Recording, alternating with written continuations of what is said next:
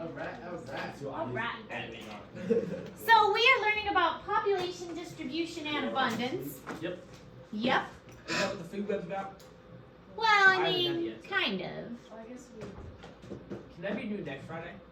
No, because you had over a week to work on it. I It's did from not. last week. I'm not. It was from last week. No, we had to focus on the other paper. That's facts. What the? That was a sign. No, do today. You can get done. I believe in you. I believe in your abilities. All right. Populations vary in distribution and dynamics. If you think of how populations work, I mean, we were doing like the levels of organization. A population is a group of the same type of species. So we're looking at like a population of humans, a population of plants, of the same kind of plants. So a population is the same type of organisms in an area.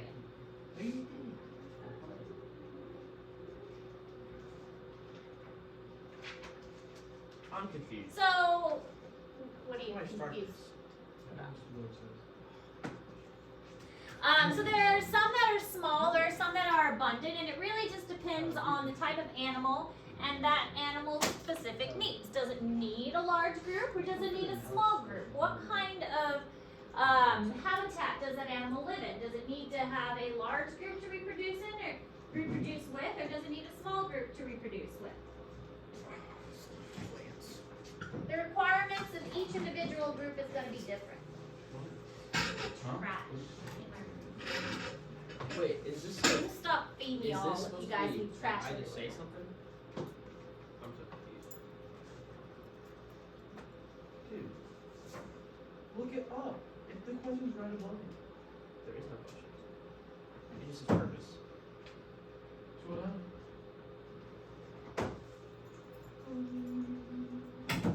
Yes, I know, but am I supposed to like answer it right here? What's your copy that, put it in Google, and distribute.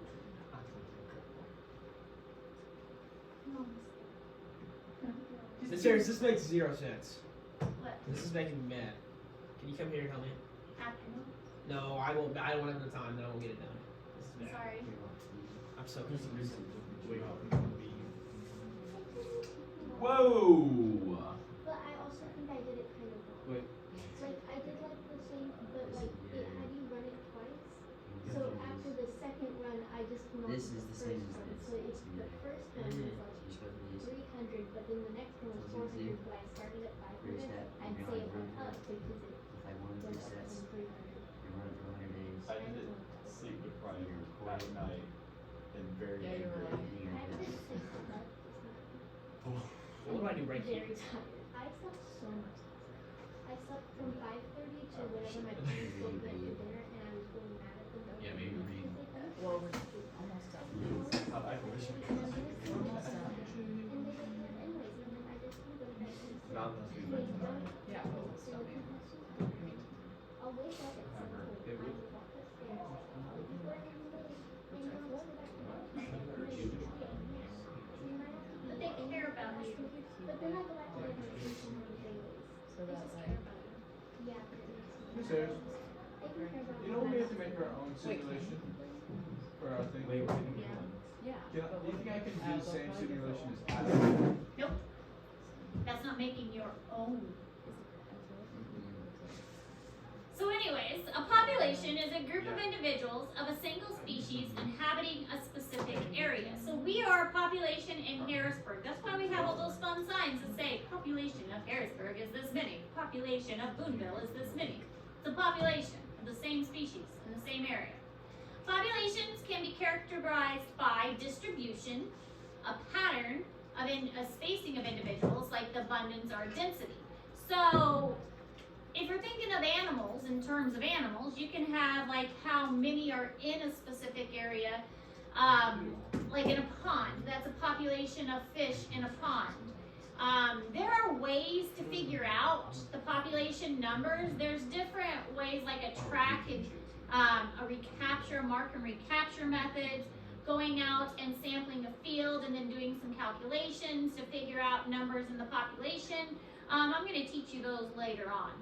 But for right now, you know, the best, most accurate way is taking a survey and counting the actual numbers. But there are ways to do some calculations to get an estimate of a population size. That's why we do a census though, to get numbers of the United States population every 5 years. I believe it's every 5 years we do a census. Is it 4 or 5? I think it's 5.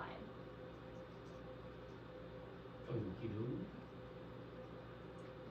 it You get a mean thing to in the describe mail population? saying, how many am I people supposed to live in know? your family? And you're supposed to fill it out and turn it in. The president. There's nothing there, Tyler. Did you run the simulation? It didn't say that. It says make a What? starting population prediction. Oh yeah, so you just Out of have to- how much is there? Like how much space is there? Oh, okay, yeah, so they both started. Well, It you're doesn't supposed say. to predict that though. How many do you think there are? So your scale scroll down. Scale goes from 1 to 5,000. I'd say it's pretty even. Then I'd say it's probably 5,000, 5,000. I mean 2,500, 2,500. That's a good guess. What's a football player? I will put some. Yeah. And If this you- is It's probably Southwest. I'm sorry. Here's the smallest one here. So and then I also did find The rest would have some more info. You can varsity. That's what I want to do all the time. So you just Oh my No, God. just everybody. Oh, okay, I get that. because that extended one man. I really wanna There's fight. no So normal here's person a that map can do that. of the Earth Fight. showing population densities. Unless I say something. The places that are red have higher population densities. The yellow, whitish areas have less. Makes sense when you think about it because these areas like India and China and Japan and then here in the United States, these are areas of high populations over in California and down into Texas and obviously here in New York, high population densities. But areas like the Rocky Mountains over in Nevada and Utah, those are low population densities. So areas with high populations are going to be the red areas. Now there are some things that are going to limit how much a population can have, and geographic limitations are one of those. You can't have a bunch of people in a small space, otherwise you're going to have issues. A lot of these rules apply to humans and animals and plants both. So it's kind of like an overarching rule. The same limits that can be applied to animals do apply to humans. If you shove a bunch of creatures into a tiny space, then there's going to be issues such as limiting resources, diseases, lack of waters, lack of habitats, things like that. But if there is enough space for everybody to survive, then it's going to, they're going to thrive and be happier and healthier. So the compensations such as regulation body temperatures and water contents and things like that, it's all going to require energy, and it all really comes back to energy. We all want as much as we can get with spending as little energy as possible. It all comes back to energy. We would all rather get paid as much money as we can for doing as little effort as possible. It all comes back to energy. So no single species can tolerate the full range of Earth's environments. I mean, we try to live in as many places as we can, and honestly, humans are probably the best at that. We've adapted to surviving in most habitats, mostly because we can build a house in Antarctica that has heating and can import water and food and things like that.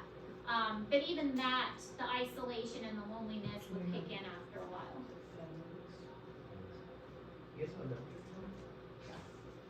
We buy full time. Say 90% of the thing. You get Did you get like the 2 pairs. two shorts for like $10? Yeah. So it's supposed to end with 10,000 and 0, I would assume, because Yeah, you know. that's on my mind. Yeah. No, Yeah, plant it'll show you plant stuff issue, that I just 10,000 did. plant issue is 0. That's what I said. Okay, so you can move along here to see the exact numbers across time. And also, when you start doing a recon on this, it'll stop showing the other graph, so you can which is helpful for you. I'm getting 80. We'll just I'll link that down. See that omnivore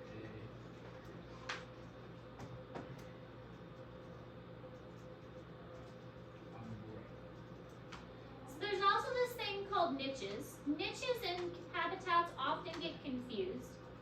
A niche is basically an animal's job within its habitat. So the habitat is where the animal lives. It's the place the animal is surviving, or where the animal interacts, or the organism. I mean, this can apply to plants too. But the niche is the influence that the organism has within the habitat. It's how the organism fits in. It's what the organism does and how it is impacting the immediate habitat area. So it consists of how the animal specifically fits into the environment. The niche concept was developed independently by this Grinnell and Elton, so they each kind of came up with this idea independently. Grinnell kind of focused on the effects of the physical environment, and Elton included the biotic and the abiotic factors. So they both came up with this niche idea. So niche is more like the job and what that organism is specifically doing for the environment.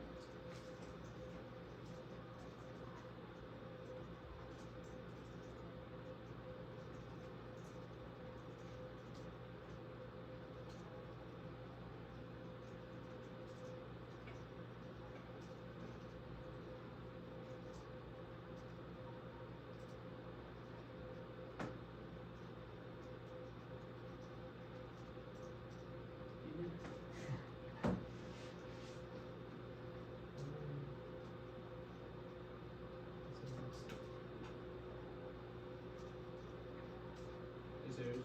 Hmm. I got the simulation and maintain the same. So, Yeah, do I just put, they'll all eventually stabilize. Your goal is to have nothing go extinct. Will. Or at least so for that's what the simulation proposed 2, goal. do I just put stay same? They just stay the same. And then put modifications. Yes.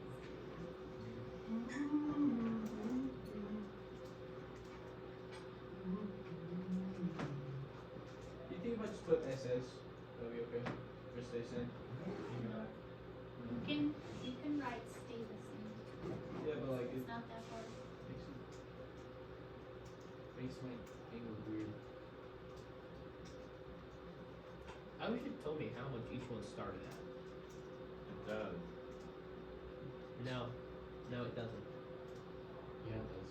I'm looking at it right now. It doesn't tell me of how much the rabbits are. How many rabbits there are? I'll let you guys wait till the day of to do it. Nuh-uh. I did mine yesterday. How many? You're telling me there's 5,000 rabbits. I have time to get to it.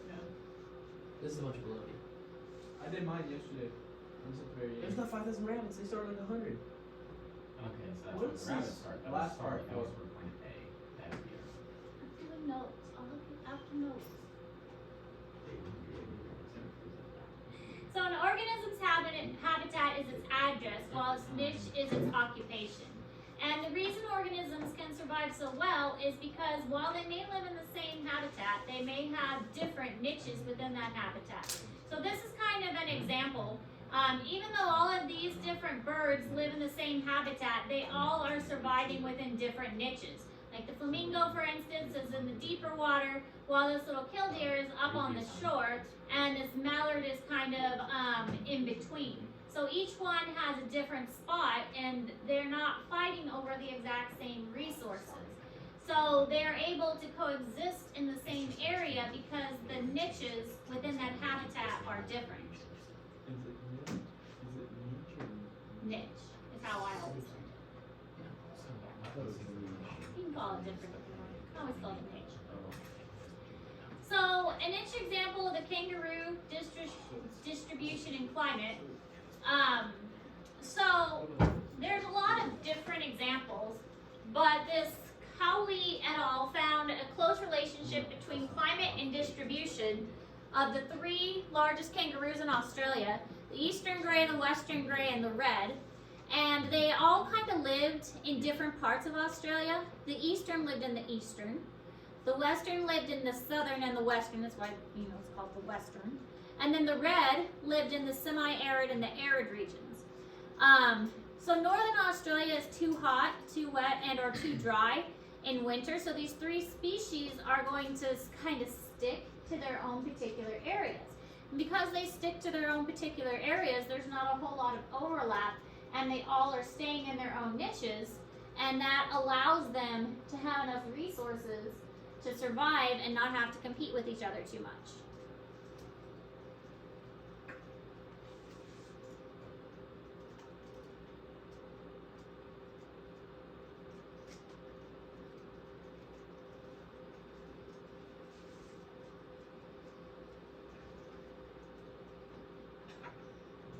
So like this. Yeah, yep, very good.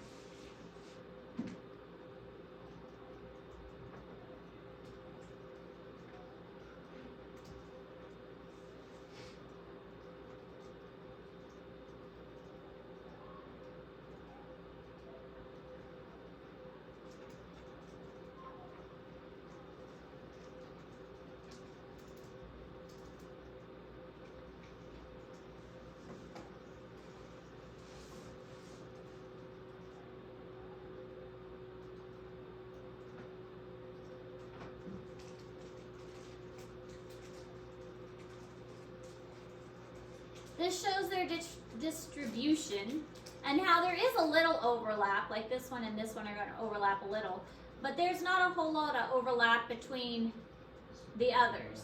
So for the most part, they keep to their own areas so they don't have to compete for resources. Now, climate is also going to be one of the major factors that separate species. Food production, water supply, habitat, incidence of parasites, pathogens, and competition. All of these things are going to be limiting in how the organism populations are affected as well.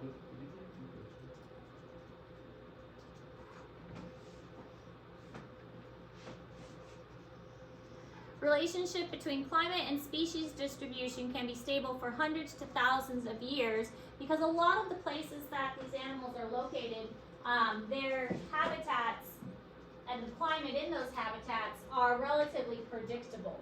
Every now and then you're going to have like a really weird weather pattern, but for the most part the animals that stay in particular areas are in those areas because they've developed to live in a place where the weather is predictable. So am I supposed to put decomposers in there now? Or is it just saying Decomposers if are not optional, yeah, they're asking you to skip to like, there were decomposers, then we would probably use it.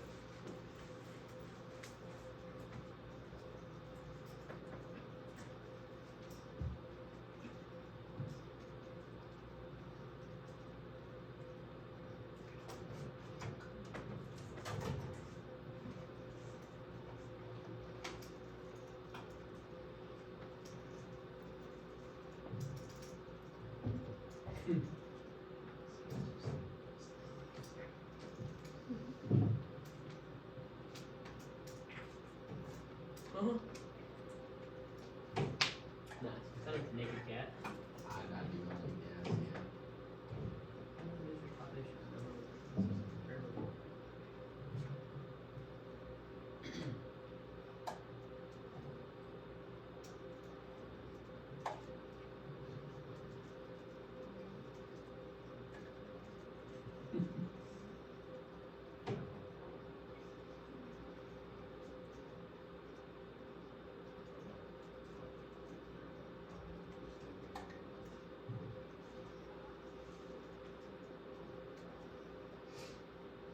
So example of distribution of traits along a moisture temperature gradient.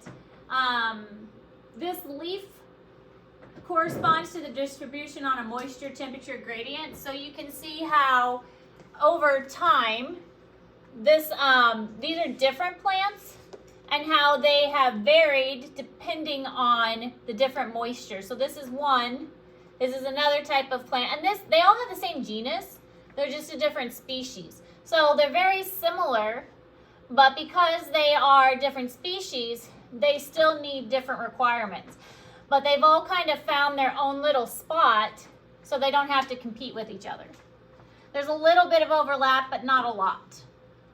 Again, it's all just variation so that they don't have to compete.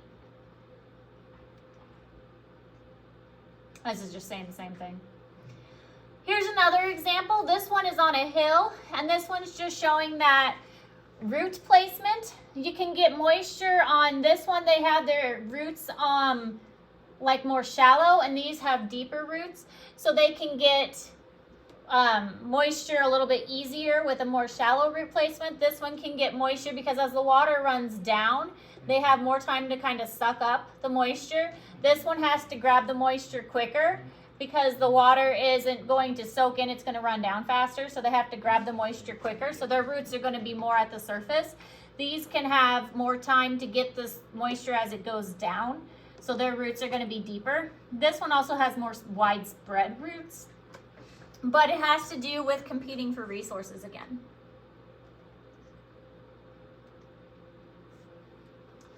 All right, now also the pattern of organisms and a population. There are different distribution of patterns.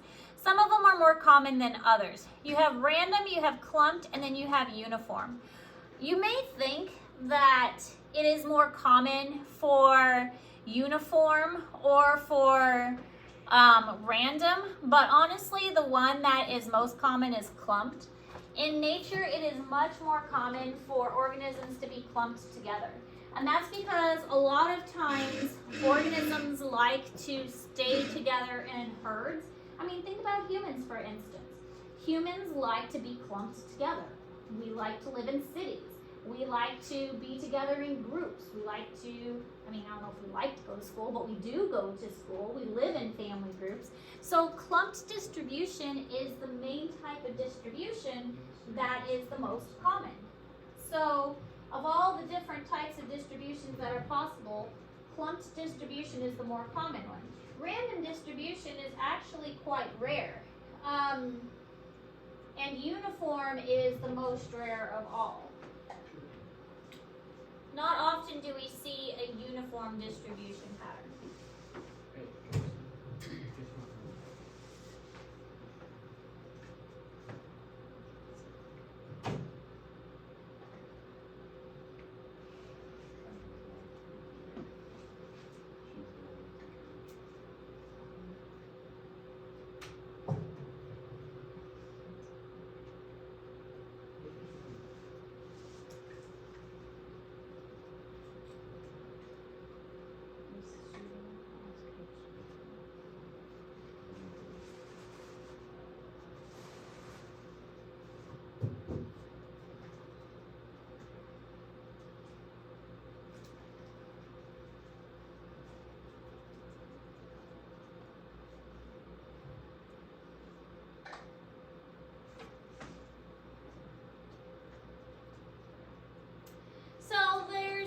Scale distribution and mechanisms.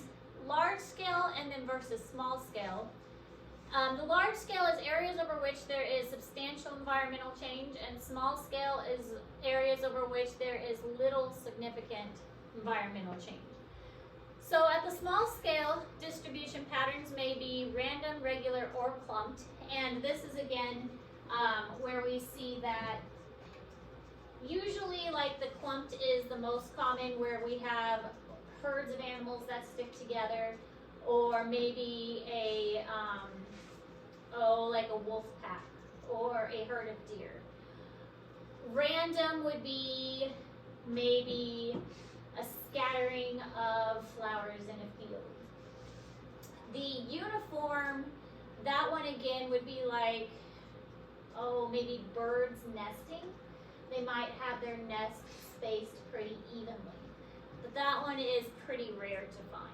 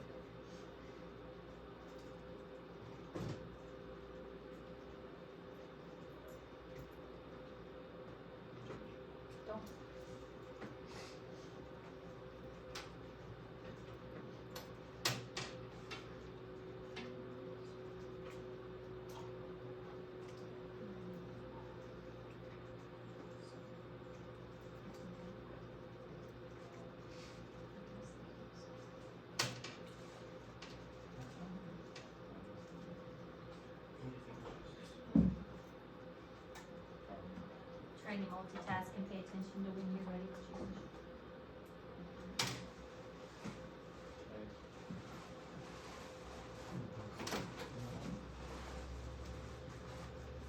Liz made a disgusting cage today.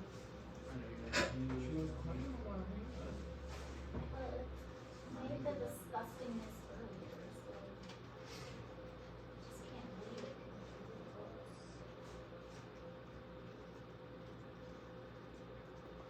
Okay, so again, clumped, uniform, random. There would definitely be a question about this on the test. Clumped, uniform versus random. Which one is the more common? Which is Random. I mean, yeah, come on. clumped is the most common.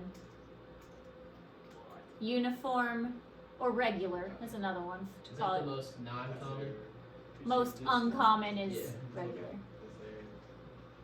Which one do you best? This You one? do that himself. Probably the second one. Yeah, this is the most uncommon. Clumped is the most common. So distribution of the desert shrub. Traditional theory suggests desert shrubs are regularly spaced due to competition. However, it was found that distribution of the desert shrub changes from clumped to regular pattern as they grow. The young shrubs are clumped for 3 reasons. The seeds germinate only at safe sites. The seeds are not dispersed from the parent, so when the parent lets the seeds go, they kind of just drop right there, and so they all stay, so that makes them clumped. And then also asexual reproduction, so when they reproduce, they just kind of like reproduce right around themselves, so that keeps them clumped.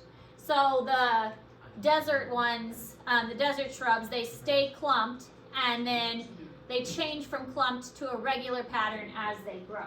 So they start off as clumped, and then eventually they're going to go to regular.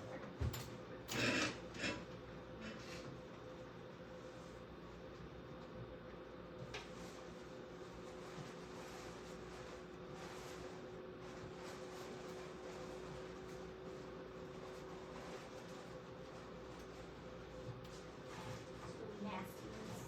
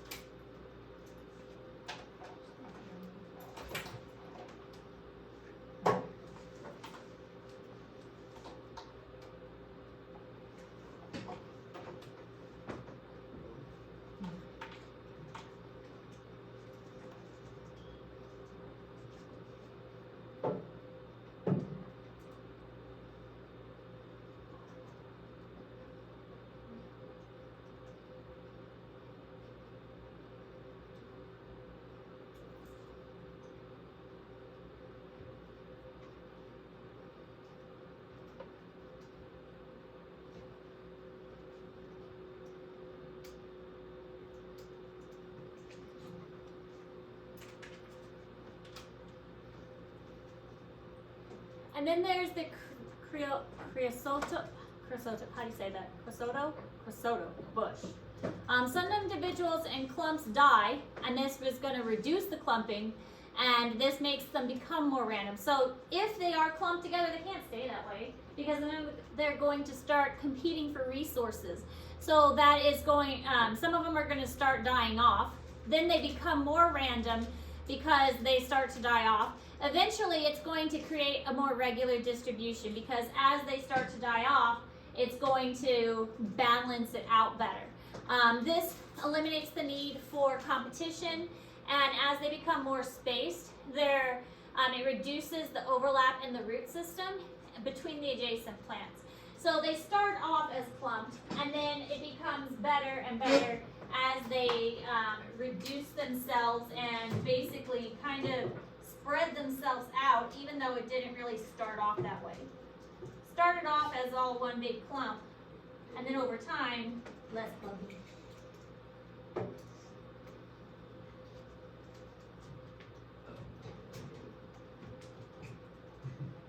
Plants are pretty cool like that.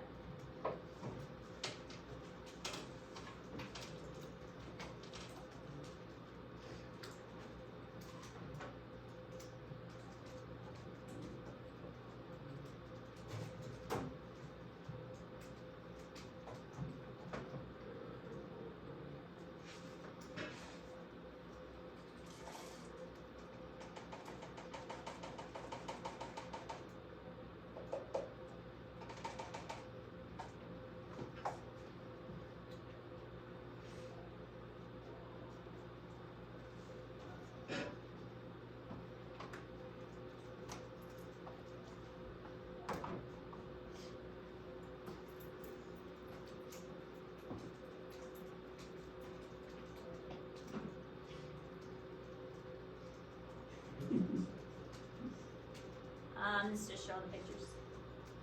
Alright, so bird populations across North America. The bird population showed clump distribution, but at large scales, birds are clumped, although when nesting, they tend to be regular because they don't like their nests near each other, which, makes sense. They like their nests to be spaced out pretty evenly amongst the other groups. So they don't like to have to compete with their nesting sources. So when they nest, nests are spread out. But other times they like to be clumped, which makes sense when you think of like my kids call them the bird army, when they have those large flocks that fly and they kind of like blot out the sky. Mostly those are European starlings. But large groups of birds that fly together, it's a defense technique so that predators don't know what to focus on. It gets really confusing and same with like schools of fish. Schools of fish also are in large swarms like that. But birds do it too. Helping? Helping. It's kind of funny though. I don't miss them.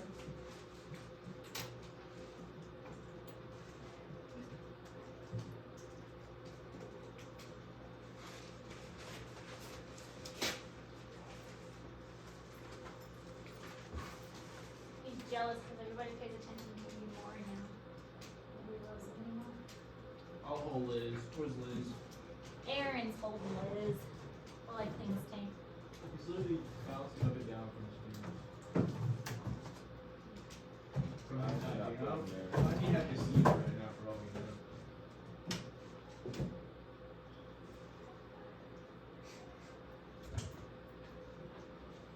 Look at it.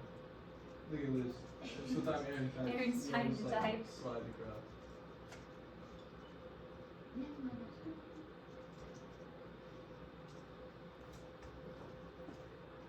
Hey Tristan, Definitely. you know what we're doing in forensics today? Is that the information? What color is that? It's so dark. Alright, I can't see it. Right under the national Does it mean something Modifications dark? made. Yeah. To make a modification? Yeah. I think it's supposed to be red. I just accidentally made it on part. It's different colors red there.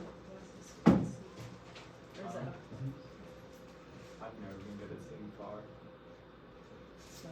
but my the deep art. There's no lesson 3. Yeah, lesson 3 is you have to make your own. I get new.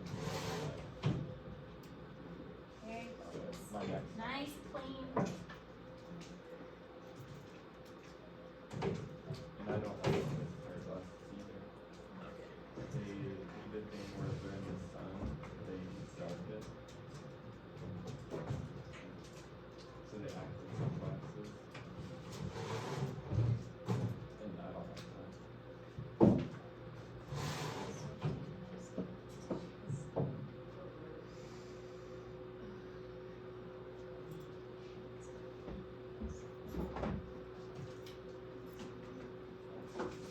So densities of many are highly correlated with body size. Small plants and animals generally live at higher population densities than larger ones. If they're small, they live in larger groups. If they're big, they live in smaller groups. Also makes sense because, I mean, larger things are gonna need more resources. So why would they live in a large group if they're gonna need more resources? I mean, the exception to this seems to be us. We have larger body sizes, but we still live in large groups because we don't usually follow most of the rules like other animals do. We like to, break all the rules.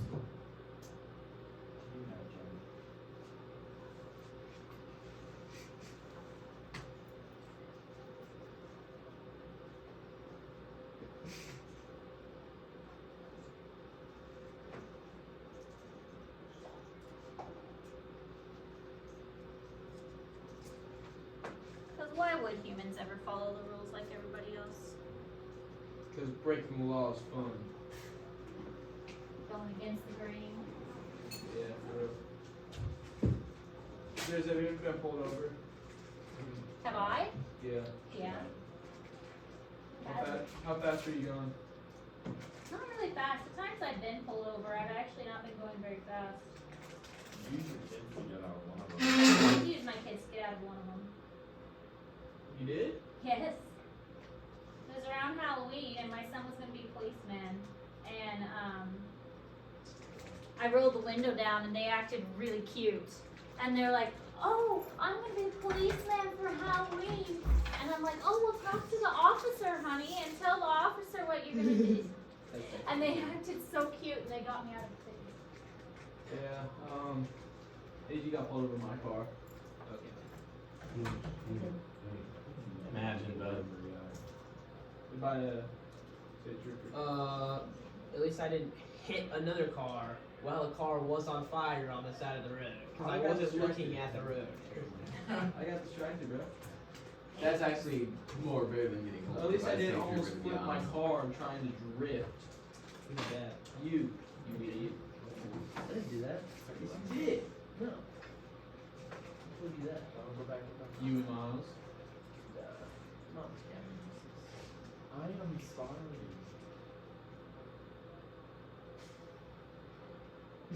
Start from the bottom, now we're here.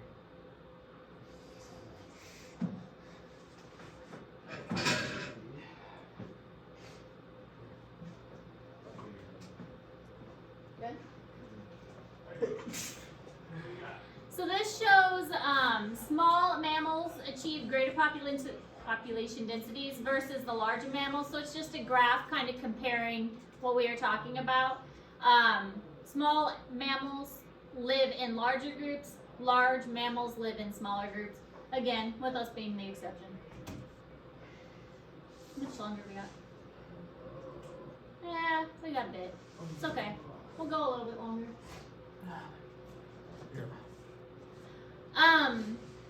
So population density of herbivores, mammals, decreased with increased body size. So mammals, especially herbivores, are going to live in, they like to live in groups because of the protective aspect. But also herbivores can, because grasses are a good, abundant resource, they don't have to worry too much about it being a limiting factor. So they did find a difference among animal groups. Aquatic invertebrates tend to have higher densities than terrestrial ones. Again, think of those that live in like swarms in the water, for instance. And mammals tend to have higher population densities than birds of similar sizes. So there's been a lot of research on this, obviously. Populations are a big area of study.